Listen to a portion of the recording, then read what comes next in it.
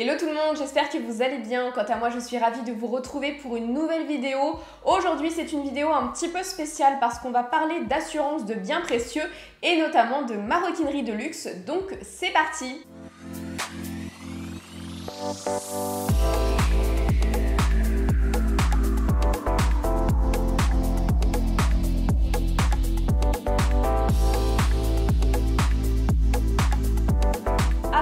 La vidéo, n'hésite pas à me rejoindre sur Instagram, comme ça tu pourras me demander des vidéos bien particulières et tu pourras surtout participer à mes sondages, me poser des questions, donc on se rejoint là-bas.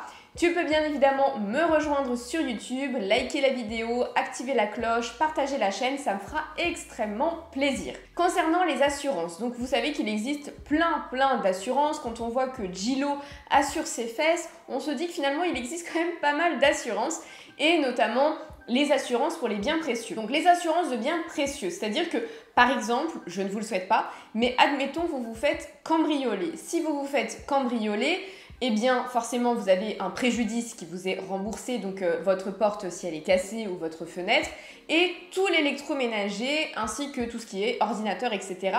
Tout cela c'est remboursé par l'assurance sans problème.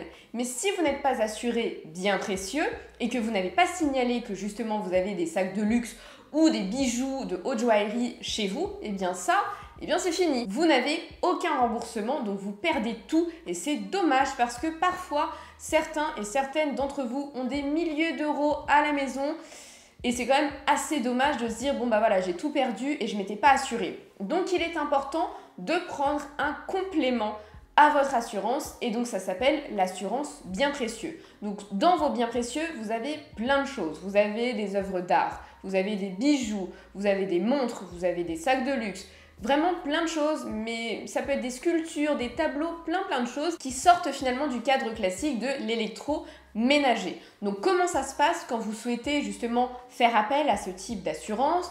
Quelles sont les garanties derrière? Je vous explique tout. Déjà, au niveau de votre assurance, vous savez que vous avez une assurance habitation en cas de dommages, donc que ce soit fuite d'eau, etc. Et en fait, c'est un complément à votre assurance habitation.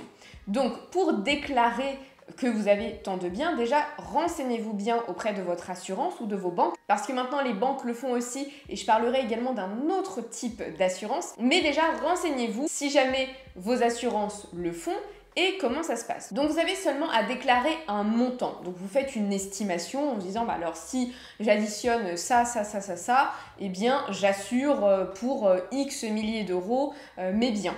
Donc là on ne va pas vous demander une estimation précise, on va vous donner en tout cas aux arrondis. Ça n'a pas d'impact sur l'après, par contre ça a un impact sur le montant que vous allez payer. C'est-à-dire que par mois vous allez payer, alors ça dépend, ça peut être entre 8 euros et ça peut être jusqu'à 25 euros.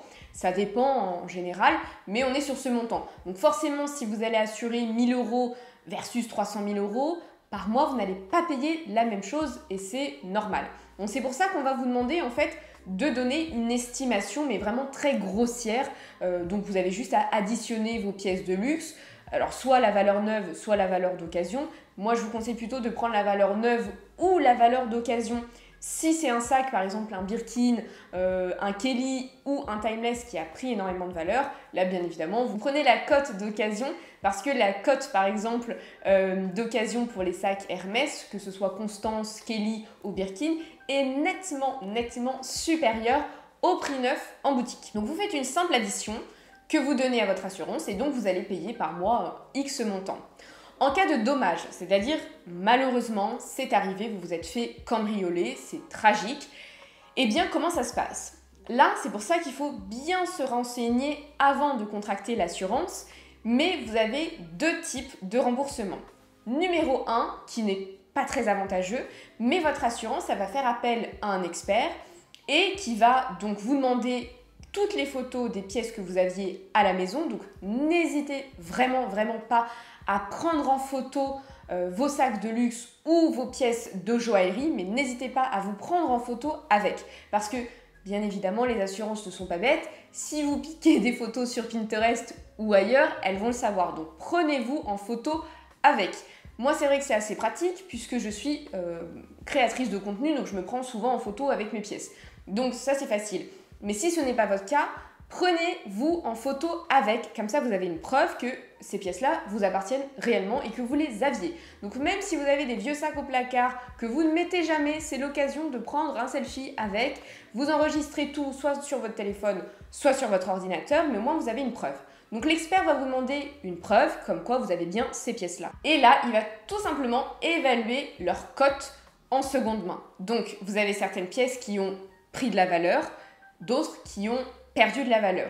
Donc si par exemple vous aviez déclaré, je ne sais pas, je dis une bêtise, 20 000 euros, parce que vous aviez pris à chaque fois les valeurs au prix neuf, mais que finalement vous n'avez pris aucune pièce iconique et vous avez uniquement des pièces où la cote a vraiment baissé, et bien finalement on peut vous rembourser que, je dis une bêtise, mais 2 000, 3 000 euros. Alors c'est toujours mieux d'avoir 3 000 euros que d'avoir peanuts, mais tout de même, vous vous dites, alors attendez, moi j'ai dépensé quand même quasiment 10 000 euros et on me rembourse que 2 000 euros. Voilà, c'est pas top.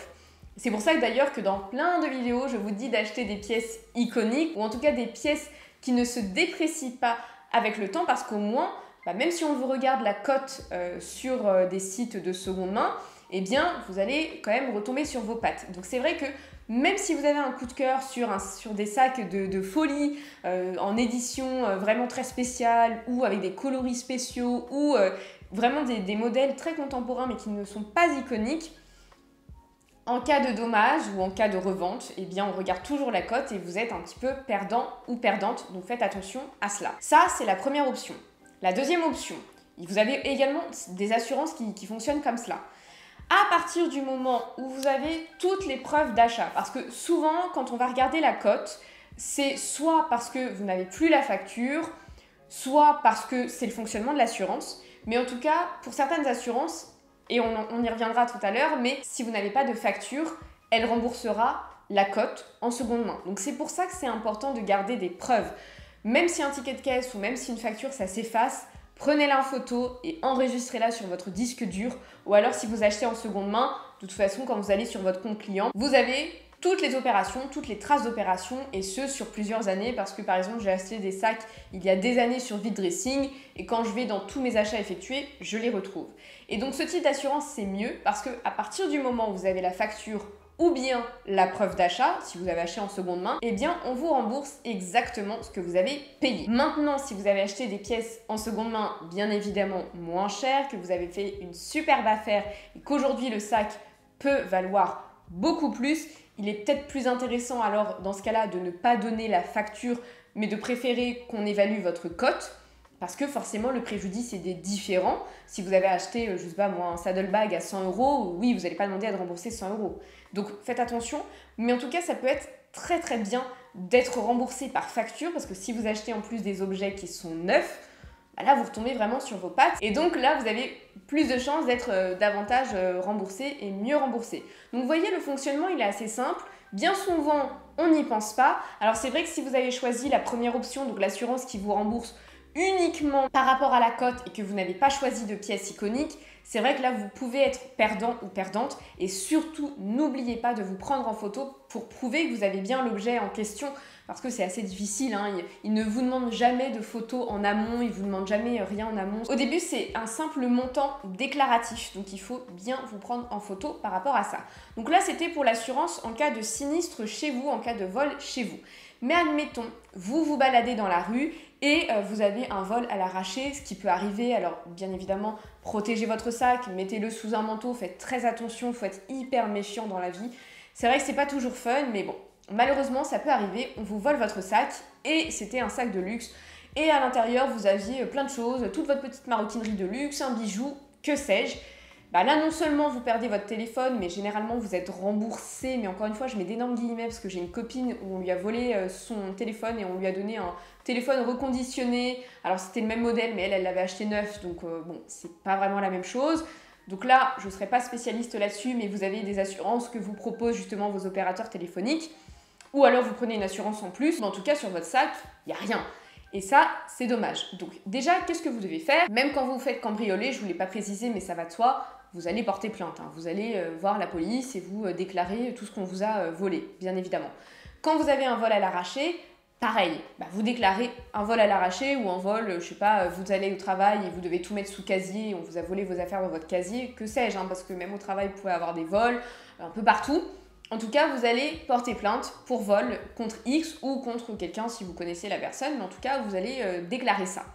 Une fois que vous allez déclarer ça, vous avez pas mal de banques et également d'assurances qui, en fait, font une assurance maroquinerie. Donc ça s'appelle juste l'assurance maroquinerie. ING par exemple le fait et vous avez d'autres assurances. Après, je ne suis pas sponsorisée, donc je vous ai donné ING, mais je ne suis pas sponsorisée, mais vous avez des banques en tout cas qui le font, ou des assurances. Donc c'est important d'assurer également votre maroquinerie parce que là également vous êtes remboursé. Pareil, deux options. Soit on vous rembourse la cote d'occasion, soit on vous rembourse neuf et il faut la facture et il faut également la photo pour prouver que vous avez ce sac.